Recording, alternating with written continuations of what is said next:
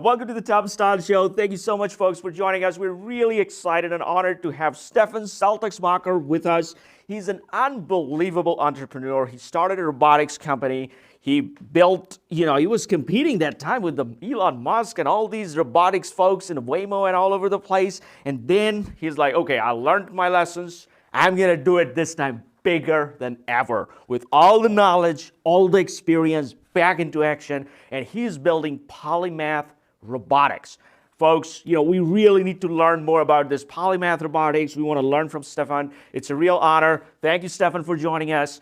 So Stefan, tell us a little bit about your background in this Polymath. We want to know. Yeah, so at Polymath Robotics, we're building a generalized autonomy layer for industrial vehicles of all sorts. Like, think about a tractor in a field or a 500-ton truck in a mine. All of these different vehicles need to drive from point to point, and it turns out they all kind of drive the same way. So we're building the software that can drive anything in a closed environment. And my background previously, as you alluded to, I had a company called Starsky Robotics. We were an early self-driving truck company, actually made more money in the space than anyone else, did the first ever driver out test on a public highway. And we still failed because robots are really, really hard. So what we're trying to do at Polymath is we're trying to make robots something actually buildable. We're trying to bring about the type of future where robots can do all sorts of things all over the world, be able to make it cheaper to grow food, cheaper to get materials out of the ground, cheaper to build things like batteries. The types that I look at robotics as having a bigger opportunity to impact mankind over the next 50 years than software and the internet had over the last 50. And at Polymath, we're hoping to make that possible. Oh man, Stefan, you touched on so many things. So let's go one by one. So one of the things when I look at Polymath, it made me feel like you were building this autonomy layer, as you mentioned, for on top of which people can build their own apps, and so they don't have to go back in and design the operating system. I don't have to be the 1,000th person to build something that can drive from one place to another without hitting stuff. Because it's like one of those things that's really, really hard to build, but everyone keeps on building it over and over. This is, man, you think you have a very rational way of thinking. Unlike a lot of engineers I talk to, they're like, oh man, that's so cool. I'm like, listen, I graduated decades ago, but I have seen kids building it in the lobby. I was an engineer myself. So I know it's super cool, but maybe we should get past that. This is when the internet came along, everybody was building these basic platforms or basic things that on top of that people can build. And even today, I see people building the same thing. It's cool, but chances are I am not gonna, instead of YouTube, I'm not gonna start posting on some of your website that I discovered last night, right? So this is incredible. So this is an autonomy layer that you're building.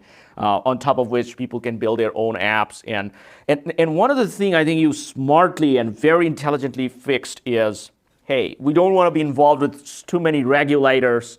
We don't want to go in a public place, in a public highway, in closed area, industrial heavy stuff. We're going to make it robot friendly. Is that kind of I'm getting at? Or yeah, absolutely. I mean, it's not really the regulatory thing. That's kind of a big misnomer in the on-road autonomy world. It's been legal to deploy unmanned autonomous vehicles for like 7 years. The real thing is it's just really hard, right? Yeah. Like, people drive erratically, pedestrians do erratic stuff. When you think about what a robo-taxi needs to do, it needs to kind of drive in all of these different types of scenarios, with only things over here on the edges being not acceptable.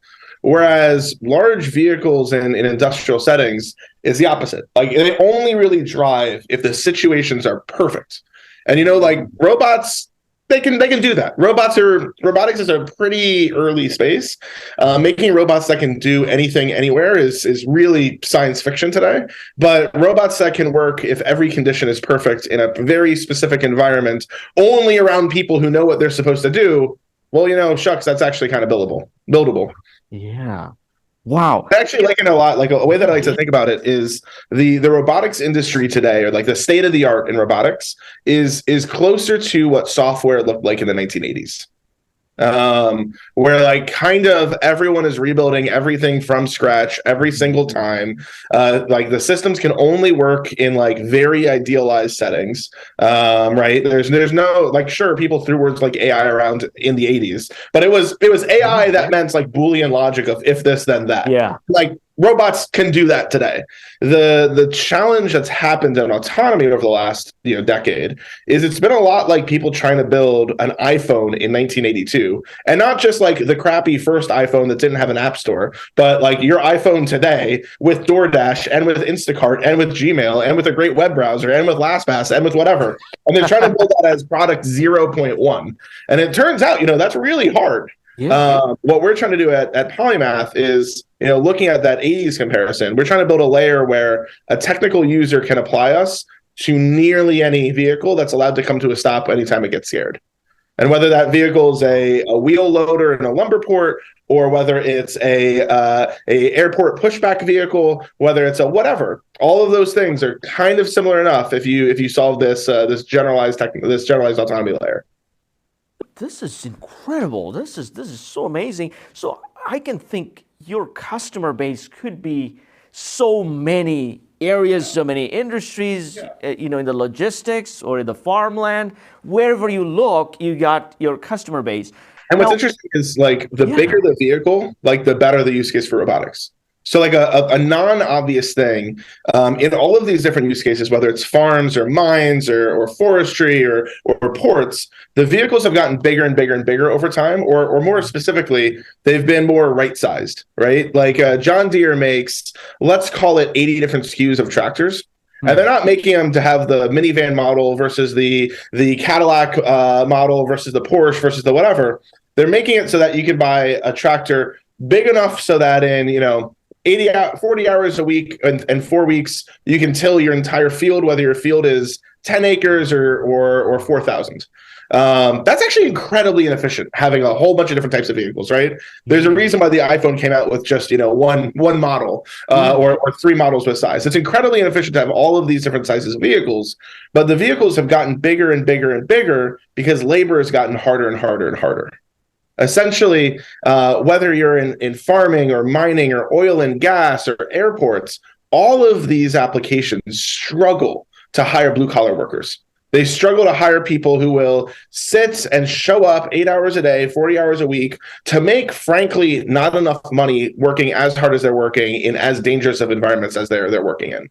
So over time, they've started paying more and more and more to the point where if you want to go quit your job and drive a truck in a mine in the Northern Territory of Australia, you can pretty comfortably make $250,000 a year driving that truck. All of that is because it's hard to hire people. So as these vehicles, as labor has gotten more challenging, the vehicles have gotten bigger. And interestingly enough, they've become easier to automate because big vehicles are really dangerous. If I bump into you with a golf cart, you're going to be like, hey, bro, why'd you do that? If I bump into you with a 400-ton mining truck, I won't even notice my truck driving over yours. So as these vehicles have gotten bigger, they've become easier to automate because actually, as the driver of that 400-ton mining truck, we shouldn't be weaving when we see some jabroni walking around in our line of travel. We should just be stopping because, hey, if we see one person who's not supposed to be there, we might have already driven over another one, which makes it the perfect place for autonomy to roll out. So the bigger the vehicle, it's easier to deploy the Polymath and more valuable. Wow. So the bigger, so right now your target customers. So are you pitching to the mine operators or the logistics guys? Because those are gigantic stuff, right? Yep. We're talking to the types of folks who operate these large sites. Yeah. We're talking to the people who make these types of vehicles. And kind of most excitingly for me, to be honest, we're talking to other startups who are looking at building on top of us. Because if you, for example, wanted to start an autonomous tractor company, the first 2 to 4 years of your life are incredibly undifferentiated from every other autonomous tractor company that's ever existed.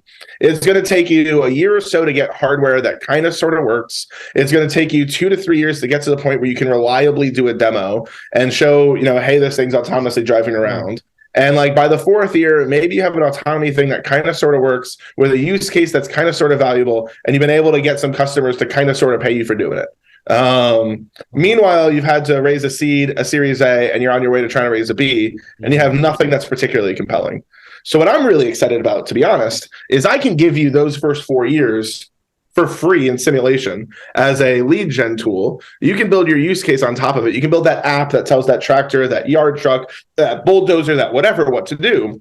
And you can just go start closing deals. You can go into your Series A, you can go into your second year with more revenue than companies who are bought for hundreds of millions of dollars have, because our autonomy will just work. We can point you in directions of people who can just make the hardware work, and you as a company can focus on that little smidge that actually differentiates you. That app that allows Farmer Joe to pull out his phone, click 3 buttons, and tell a robot to do something valuable without having a PhD in robotics. That integration that allows an Oracle yard management system to tell a yard truck to move stuff from one side of the port to another.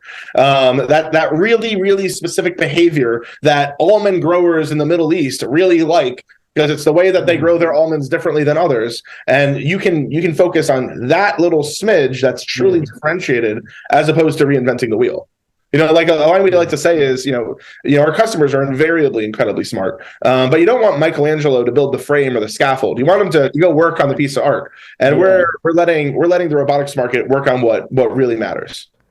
Man, that is so incredible. What I wonder is, what if it's basically now you're kind of, or at least a part of your business is going to be kind of an app exchange or an app store, right, where other people are building on top of your product. Yeah. And one other thing I watched on YouTube, you got a guy, one of your engineers, he kind of looks like Guilfoyle from the Silicon Valley show. I was like, where did he find him? What happened? I only hire people who look like recognizable celebrities.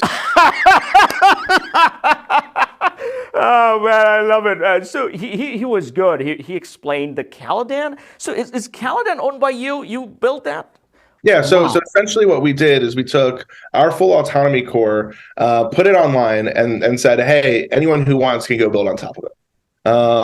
Like right now, if you're a large company, if you're a startup, if you're an OEM, and you want to try to even buy autonomy from somebody, you need to write $2 to $50 million worth of checks and wait 1 to 10 years to see something that kind of sort of works. Yeah. We can give that to you if you go to polymathrobotics.com and sign up. We can spin up a series of virtual autonomous vehicles for you. And right now in Python, you can start building behaviors.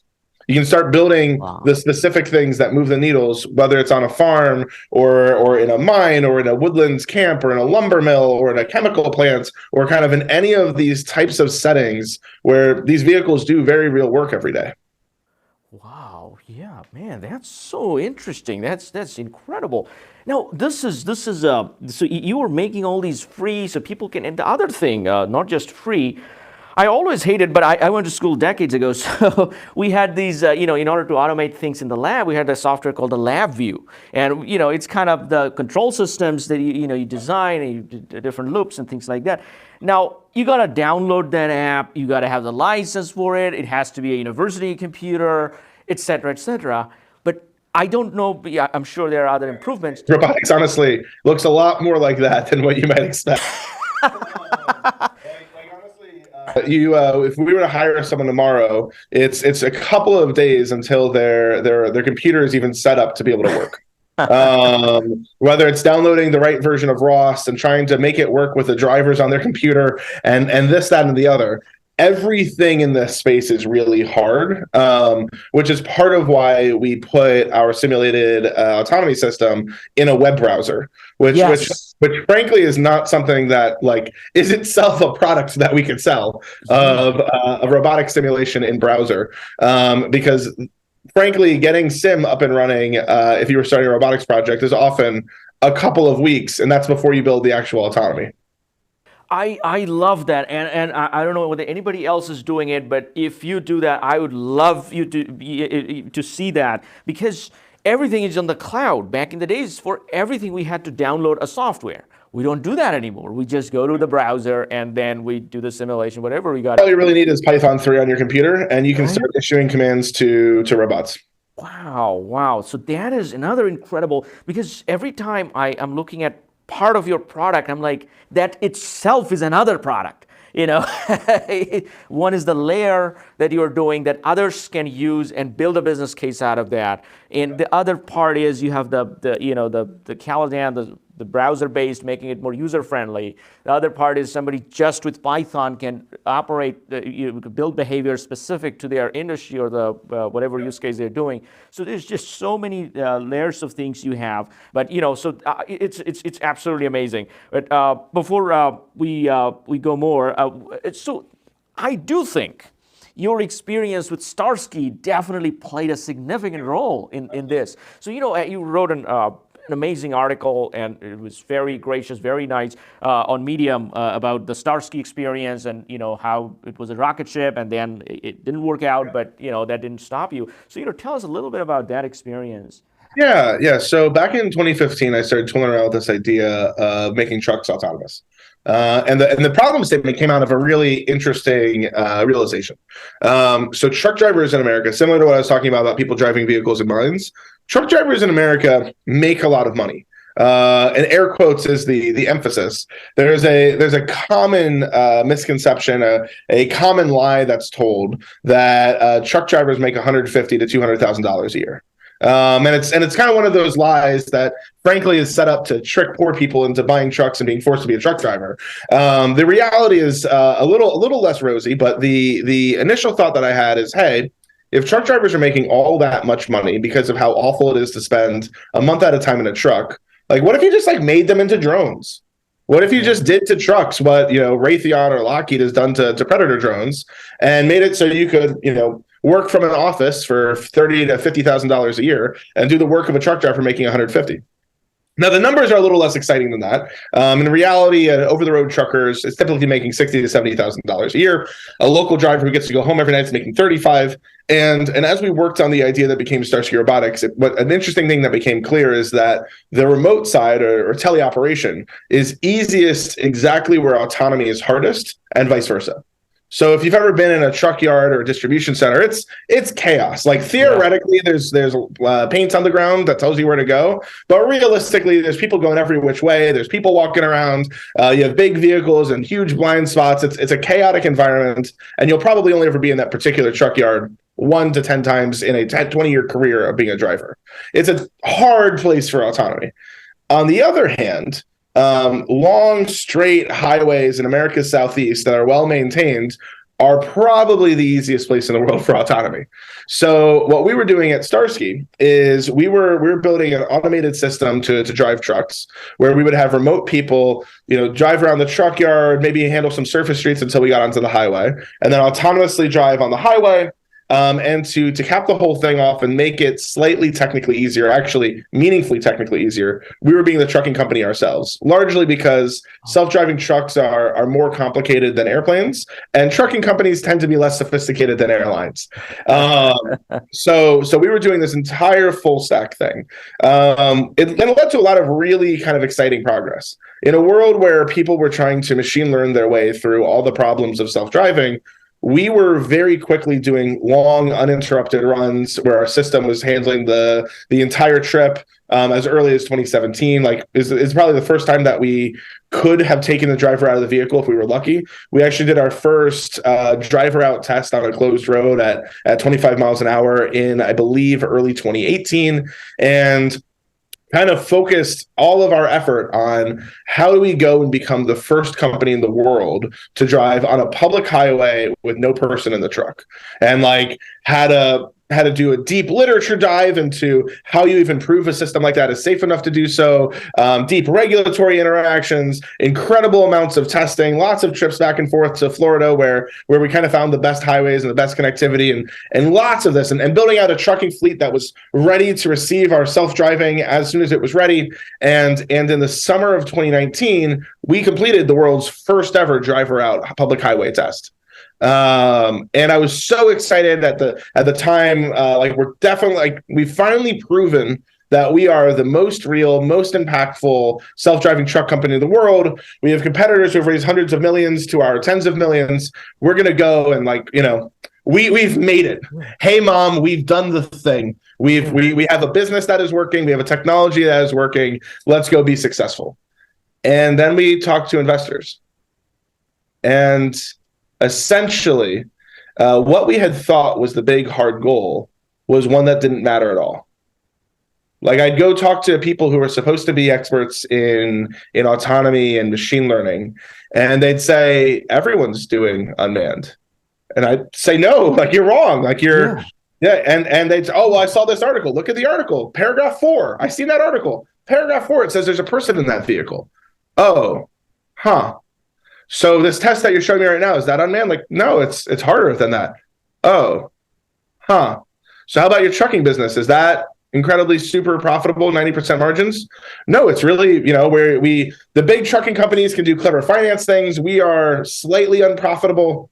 Oh, so like, what if you just got rid of autonomy and focused on building an autonomy-ready trucking company?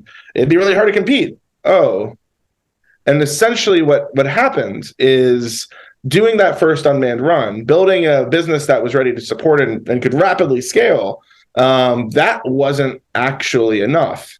We ended up building, on one hand, an AI lab that didn't look as cool or as fancy as the other AI labs, because we were focused more on, like, how do we get the thing done than how do we do it the cool way.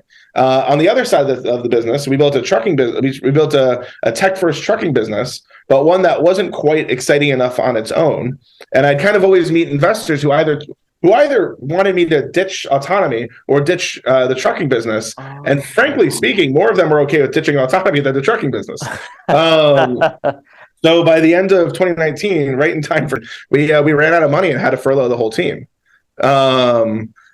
And like, what's hard about a business like that, and honestly, we're in a moment right now in robotics where many other people are now experiencing and being forced to think about the things I was forced to think about in 2019. Yeah. The challenge is that robots suck so much that being vertical is sometimes the only answer, and that's not really a fundable business anymore. Like, in a world with a 5% prime rate, where fewer VCs were able to raise less money in funds in Q4 of 22 than were able to raise funds in the quarter immediately following, right? Where things are that bad, being a full stack robotic lawnmower company is no longer an interesting bet. Being a full stack, autonomous yard truck company is no longer an interesting bet. You have to show, like, SaaS-like returns, or maybe even better, to overpower the incredible stench of failure that's on the broader robotics and frontier tech industry. So I was pretty beaten down and downtrodden. And I started ramping up. I got scared and started stacking up a bunch of jobs in SaaS, thinking, hey, I need to have a roof over my head. Maybe in SaaS I can work just as hard as I did with autonomous trucks and make all the money. Quickly got bored. But one of the things that I saw in that journey was I got a chance to take a look at the NetSuite ecosystem. And NetSuite's like one of those tools that you only really know about if you've worked in companies with more than 500 employees. NetSuite, SAP, Oracle, all of these are kind of the same in that they're critical pieces of software that nobody likes to use, that suck, right? Like, you and I, the software we mostly interact with are things like Gmail and Zoom, where they make sending email a pleasure or hopping on a call easy and smooth and just kind of work. That's not how NetSuite works. That's not how Oracle works. When you buy SAP, you hire some consultants to show up, and you spend $20 to $50 million to get them to take this piece of software built 40 years ago and wiggle it around enough so that it can perfectly run your business. And then you'll pay the folks in Heidelberg $50 million, $100 million a year to keep it running. And if you were to leave your job and go work at a competitor who was the same size and also used SAP, you'd notice, this looks entirely different than what I'm used to. Oh crap, we got to change everything. And that's interesting, right? There's plenty of SaaS software today that wants to go eat SAP and Oracle and NetSuite's lunch. The challenge is, when it's been so perfectly tuned to that particular business, it's the key to how they run things. And you can put a new front end on top of it, and you can put new computers below it. But that layer is really, really powerful at what it does. But it can't be used by Uncle Joe. It can't be used by Samantha, your friend who isn't tech savvy. And robotics isn't yet ready for Gmail. Like, robotics can't build you a product as smooth and as seamless as Spotify. That's just there. That isn't where we're at today. But it can build you SAP, Robotics can be functionally set up to work just for your use case, just on the types of vehicles that you care about, to make them do just the task that you care about over and over and over again. Whether that task is an arm moving body panels around a Toyota factory, or in our case, whether that task is a higher level autonomy system to till your field, or to bulldoze, muck around your gold mine, or to do any of these other boring but incredibly valuable and hard to staff tasks.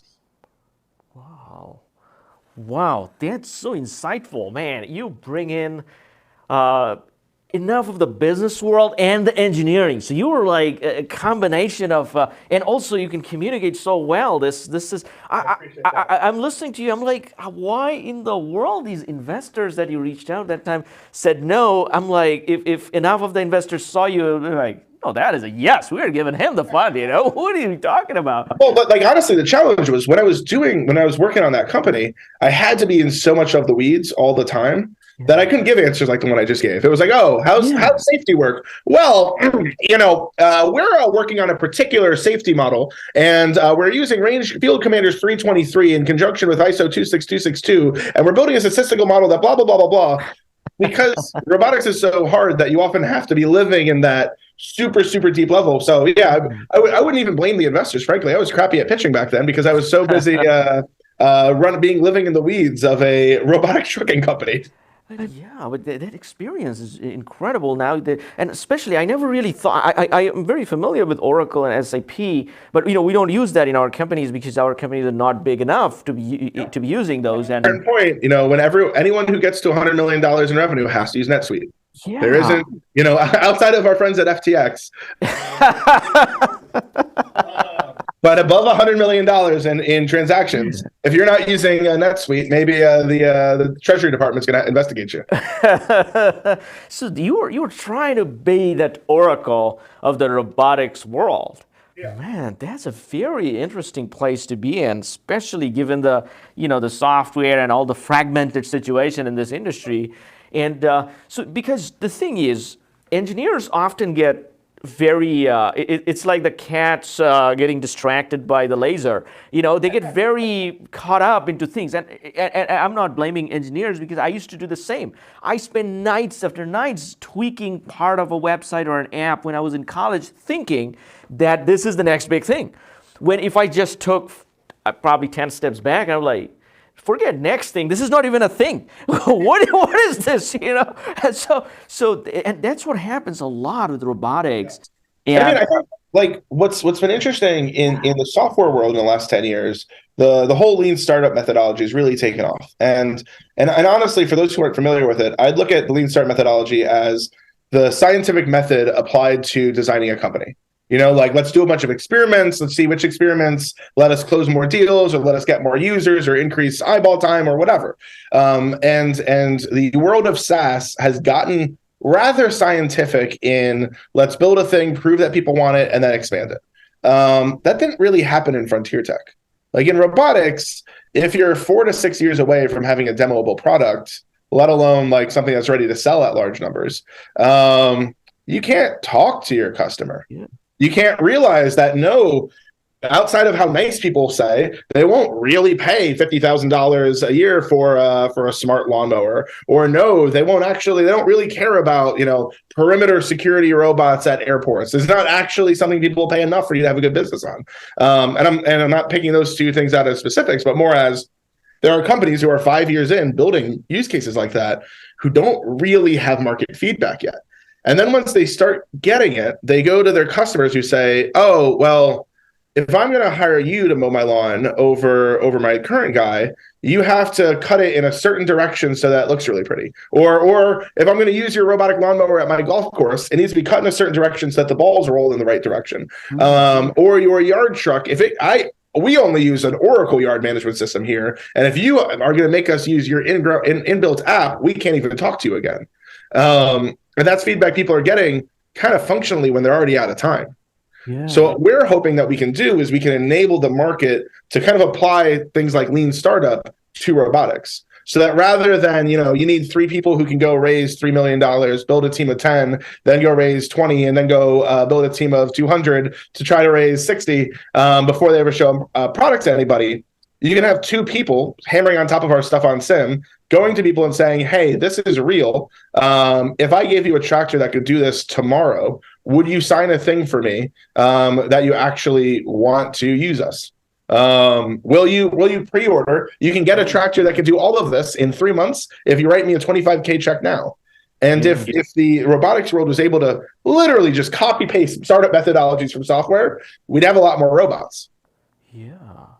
Yeah, now that I think of it, and people that are listening to your podcast and all, they can be like, hey, I can come up with a cool startup with my domain knowledge in this using the autonomy layer from Polymath.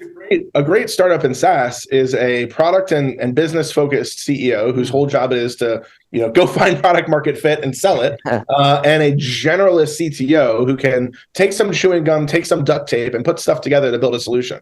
Right now in robotics, the best funded founding teams look a lot like 3 PhDs who have ever shipped a product before. And that's the problem, right? Yeah. You need kind of the hustler generalists to be able to achieve. And that's what we're hoping to do at Polymath. This is very interesting, finding the right team. And that's where I think it's a lot different, as you were mentioning, for the robotics team versus a software or a SaaS company that people are, getting a team together. So can you give us a little more insight for a robotics founder, how you kind of juggle through this for both the companies, for Starsky and Polymath, and how what you see? Yeah, so team building is incredibly hard, and it's hard in a lot of ways. There's a lot has been written about, hey, go pick the best team and go find the people who are the best in the whole wide world. And I think that has often undermined the realities of we got to get a thing built, or we need people who have a bias towards action and not towards like, let's come up with a perfect solution in the lab. Yeah. And I think that's the incredibly hard bias. When I teamed up with my co-founder Ilia at Polymath, it wasn't just because he's a brilliant engineer. It wasn't just because he's worked on similar and harder systems than what we need to build. But frankly, it was how do we hammer through making this problem as simple as possible while retaining the value that we think it will offer customers? How do we solve problems in days and not months? Right? Because there's a number of organizations in autonomy where they have thousands of people who think about hard problems as like things that might be solved in a year or two. As an example, to not throw a particular person or company under a bus, at Starsky there was a perception lead that we were interviewing who was out of a 200 to 500 person company that was already a unicorn, and he was the number 2 or number 3 perception person in the whole organization, or number 2 or number 3 ML person in the whole organization. And we asked him an interview question about like, how would you see blah, blah, blah, blah, blah. And his answer, and the interview question, the point of the interview question was figure out a solution in the interview. The point of the question was like, let's talk about how to design a solution for this and what trade-offs you'd view and how you could actually, do this. And we asked him the question. He was like, so I think for a problem like this, I'd probably need a team of 4 to 10 people in about 18 months. So figure out how to do it. I'm like, what you work for a startup. You're like a senior leader in a big like what? You can solve this now. Like I guess we're done talking then. And I think that's you need not just brilliant people, but brilliant people who are going to be willing to think in terms of trade-offs. Do you need this sensor today for this particular task, or is it a nice to have? How do we solve this hard thing while still not making this a product that will fall apart on day 2? Because there's some things that are acceptable for just day 1, but then there's some things that we need to have way better for days 2 through infinity. And that's a big part of what I see as the key parts of putting a team together at a startup. This is such a brilliant example that you mentioned, and I always thought about this because I studied aerospace engineering many, many years ago, and I remember absolutely nothing about that. So I always wondered how in the world SpaceX and Elon Musk able to do things so fast when just to design an airplane seat, it takes Boeing for years. I always wondered about that, and the answer is just what you just said, because they hire this whole group of people, they do testing, they do different materials, blah, blah, blah. The same with the NASA, same with the defense contractors. Whereas SpaceX goes in, buys a GoPro, puts things together and figures it out and sends the rocket. And there's also kind of an assumption of it's okay to mess up. Right? Yes. I have friends at NASA, and there's a great fear at NASA of ever having an accident, of ever having an embarrassment, and honestly, primarily of ever like having an astronaut get hurt again. Like since the Challenger disaster, it's been almost anyone I've ever talked to who works at NASA has expressed a fear that if there was an accident, if an astronaut died, all the funding would be cut from NASA tomorrow and the whole organization would go away, which I gotta say is bullshit. You ask a man on the street of what does the U.S. government do, and the top 5 things they're going to list, one of them is going to be NASA. Yeah. It's the most popular thing the government does by leaps and bounds. We will more likely cut the U.S. Department of Defense in half than cut NASA's minuscule budget. Yeah. Right. Like their budget is a rounding error of things that we spend money on. Frankly speaking, if we had a NASA that was, doing weird stuff and taking big risks to put people on the moon, the public would be excited. NASA would be getting fanfare. Things like that would just be happening. And and in fact, the people who are astronauts are almost certainly very happy to have a 1 in 4 chance of death if they get to be the first person on Mars, or the first person to return to the moon, even. Yeah. And I think the problem is NASA's developed a fear-based culture away from taking those sorts of risks. Because, hey, some congressmen will complain in committee about why we're spending so much money, even though if NASA was politically good, that congressman probably wouldn't get reelected because of how popular NASA is.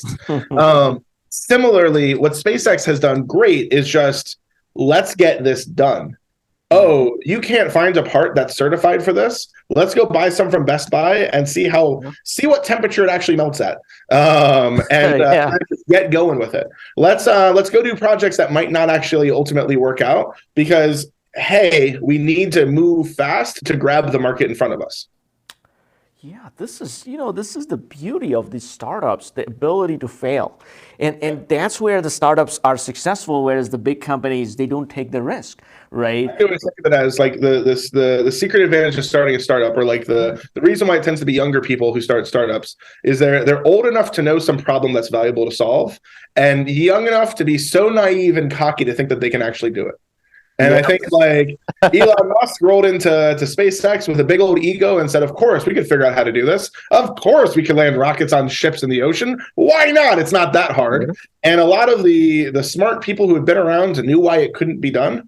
And a lot of the young people are like, yeah, we can figure this out. I'm cocky and smart too. Why can't I? And it turned out that the idiots were right.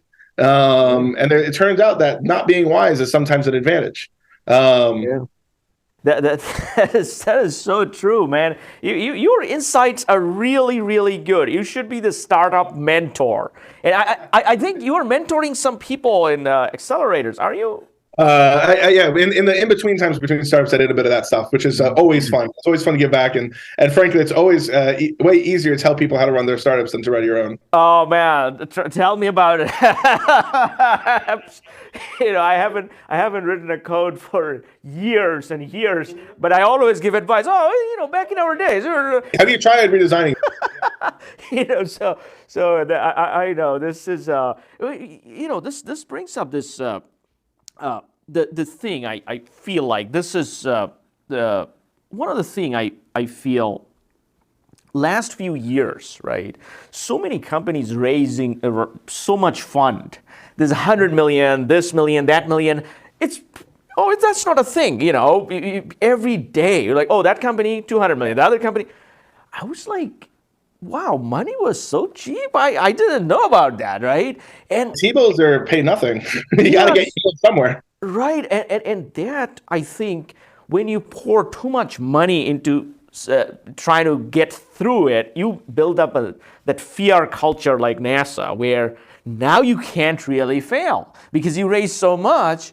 I don't know if it's fear culture as much as it's just you end up hiring people who look like they should manage that much money, who end up not being so naive as to think things are buildable. So I was at an event some time ago, and I was talking to a C-level of a big organization, and frankly his LinkedIn is very impressive. He's been a C-level of billion-dollar companies for 20 odd years. He seems like, oh wow, big deal guy. He's going to be smart. He's going to be on top of it, and he was going on about some weird, dumb ideas. Frankly speaking, like everything he was saying was relatively stupid, and I was amazed. Like, how'd you get these jobs to do these things? And all the stupid stuff he was saying was about the current company and like how they should build or not build stuff. And the realization I had is, if you go raise 100 million, 500 million, $2 billion, the investors are willing to take a flyer on, young stupid CEO. Sure, that's fine. But hey, young stupid CEO, you need some experience around you. You need some people who've been here, done this. So go hire people who know how to manage billion-dollar companies. And then you have a bunch of C-levels who are no longer naive, who are no longer think that all problems are solvable. They're kind of out of their element. There's a little bit of imposter syndrome of like, this guy's supposed to be so brilliant. The people beneath me are supposed to be so brilliant. So they, as a result, don't ask a lot of questions, and they kind of just go with what they've been told. And the end result is they sound kind of dumb because they're not second guessing the things beneath. Yeah, and I think that's the real problem. And they don't want to lose their position as a billion-dollar C-level, because that's a pretty cool position to be in. Yeah.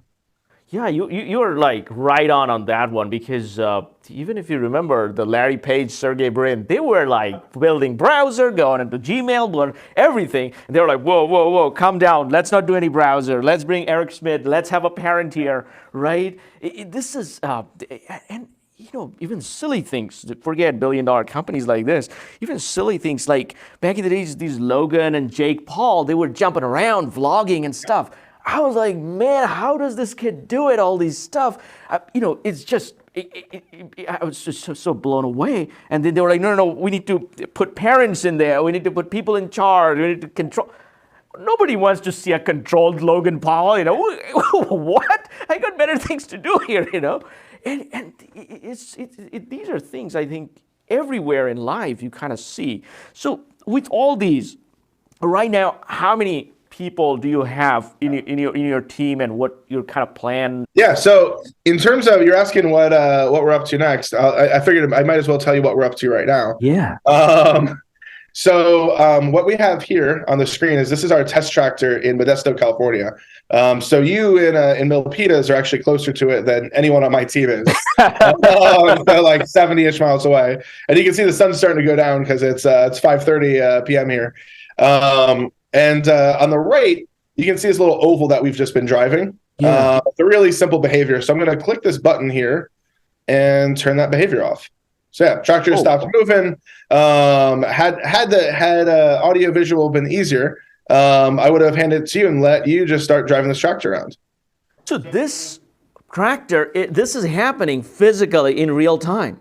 Yep. And you're controlling it from a browser. Yep, this is live. There is no person in this. There's no one on site. We have some guys nearby who will put fuel in our tractor and things like that, but that's really all that it needs from a technical perspective. But what's really exciting and what we're really focused on at Polymath is more of this kind of ugly little app over here.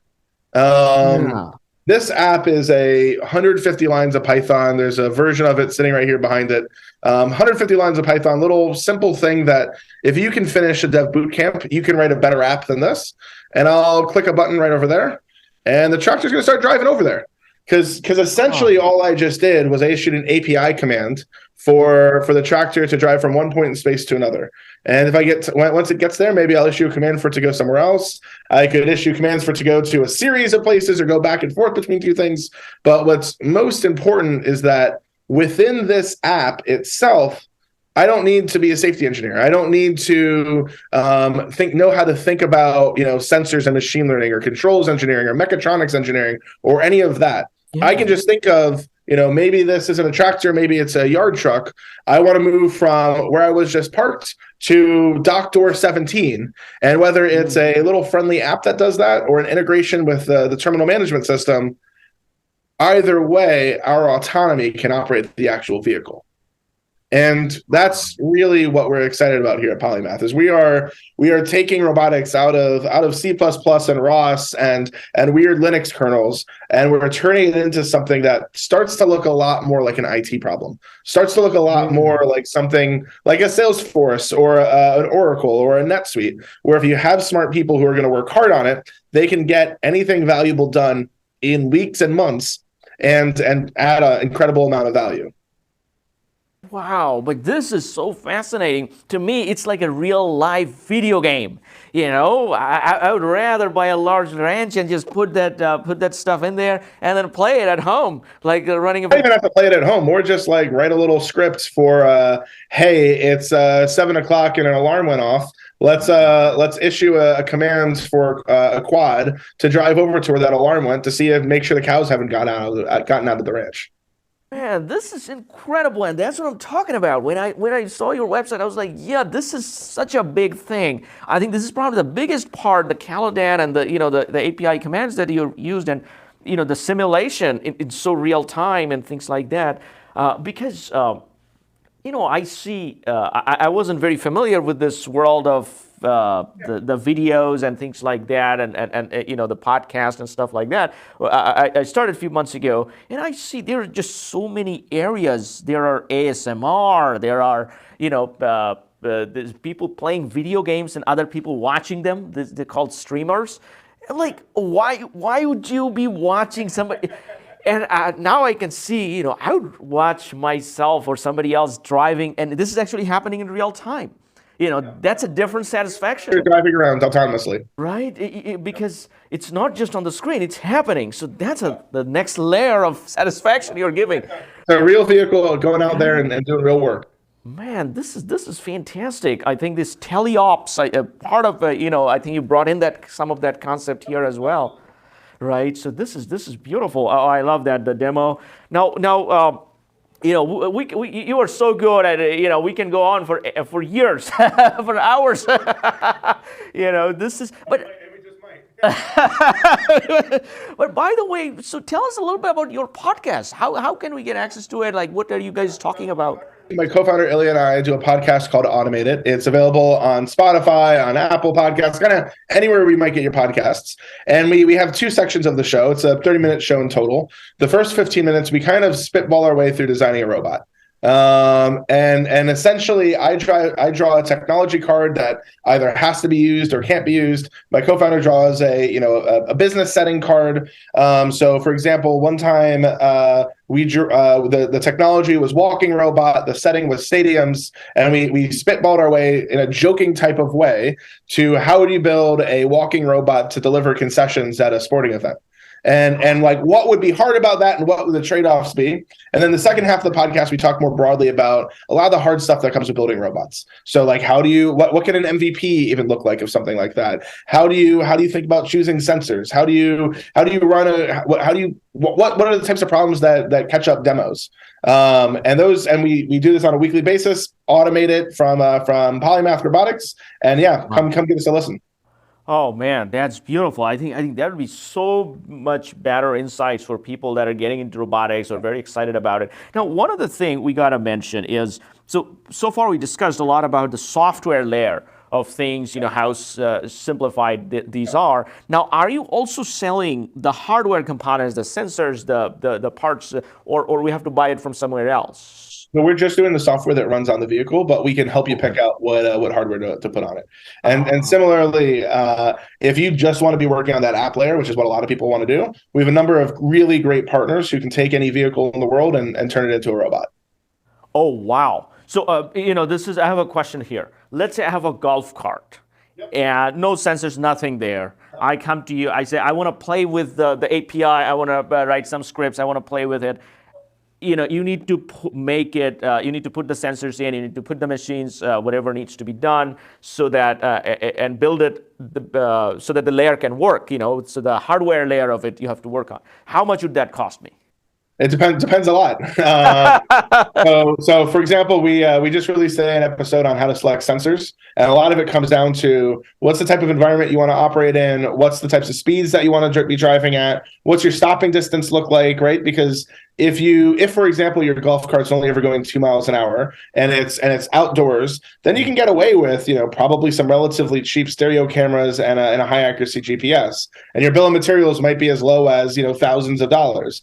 If on the other hand you want this golf cart to be driving 25, 50 miles an hour, if it's going to be carrying a whole bunch of heavy cargo that makes its stopping distance look more like 5 to 10 meters, if it has to drive close to people or other valuable things that you don't want to bump into, then suddenly you might need tens of thousands of dollars of bill of materials, and that's all, of course, before you start retrofitting it into a robot. So then my question, on top of my other questions, would be: are you going to be the one retrofitting it, or are you going to want someone else to do it? And if someone else does it, they of course need to make money as well. Yeah. This is. But if you want to think through how to build out a robot, we got a podcast, and we just released our 11th episode, I think. And we'll hammer through how to design those types of systems for mostly joking applications, but the occasional real one too.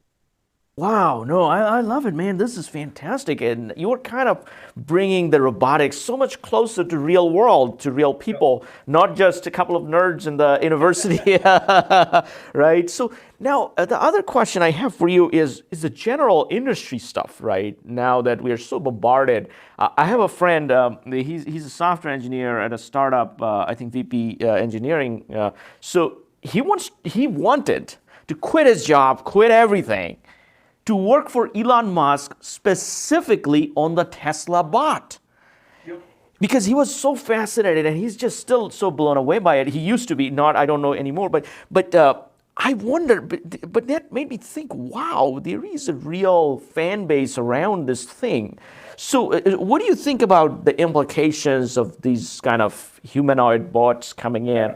Humanoid robots are hard because it's, on one hand, they're all of our definition of robotics, right? Like, everyone is more excited by the idea of C-3PO than they are a gripping arm that does this, that, or the other. Yeah. The problem is it's really hard to figure out what they're actually going to be valuable for. Yeah. And like what I mean by that is for example, walking and robotics is really hard. It's a really hard challenge. Boston Dynamics shows a lot of outtake reels of things not working as well as they think. Walking is really hard. But you know what's not as hard as walking? Like wheels. Wheels are great. Wheels will get you anywhere you want to go in a factory pretty easily. So like why spend $200 million in 20 years building walking if a Segway exists and you can bolt your robot on top?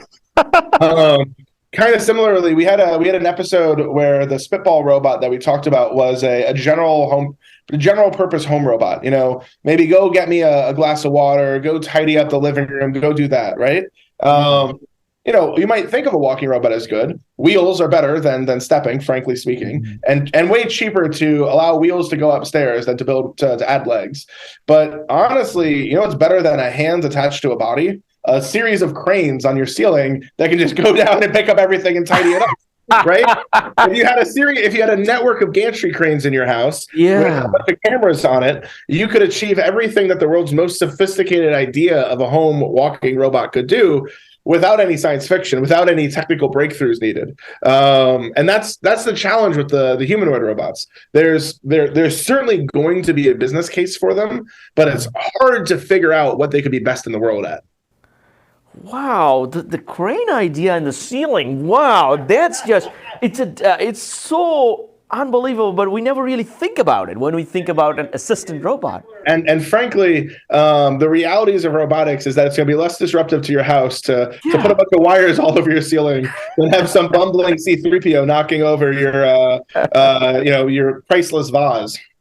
Oh man! Wow! Man, your podcast that's pretty awesome. You're thinking about these things. It's a lot of times in solving problems, it's a different way of thinking can get us so much faster than trying to go 5 years of building the same way, like building the autonomy layer and then having no use case, versus using your layer and then having a use case and making the sale and raising the funds, right? The way you're helping people. This is absolutely amazing.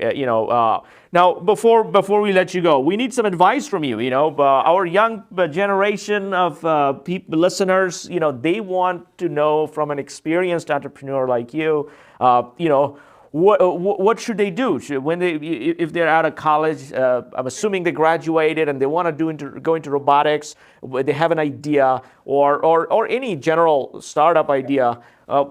Just give us a little bit of your insight on that. Yeah, I mean, honestly, when it comes to startup ideas, I think it comes back to that thing I said about what makes for a good startup founder, or why so many startup founders end up being young. Basically there's this critical combination of they have to know enough about the world to know something that people might want, and know enough about technology to know that it's buildable. But what's interesting, and what especially plays out in SaaS, is the application of technology is almost always incredibly uneven. So if you, as someone who wants to start a company, has some weird family history where, I don't know, maybe your family has been growing sweet peas for 3 generations, or maybe you grew up on a horse farm and you know the horse industry inside and out. If you go and start to learn generally about technology, start to learn generally how things are done in the most advanced industries, you can go start to look back at the spaces that you're most familiar with and see opportunity. Right? Like the thing about a company like Uber, the reason why Uber was able to do so much wasn't because Travis Kalanick hired a bunch of world-class PhDs who could reinvent mapping. That happened much later, right? It wasn't, they didn't have to put a GPS in everyone's pocket. They didn't have to create social logins. They didn't even have to figure out how to route vehicles around a town.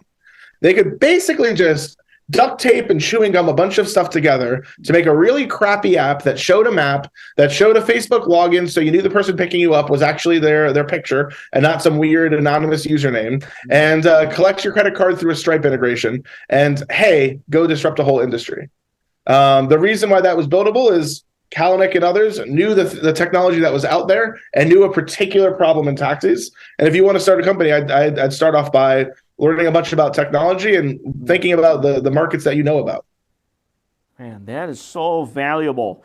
Don't reinvent the wheel. Use the ones. Apply someone else's wheel to a market you know more about.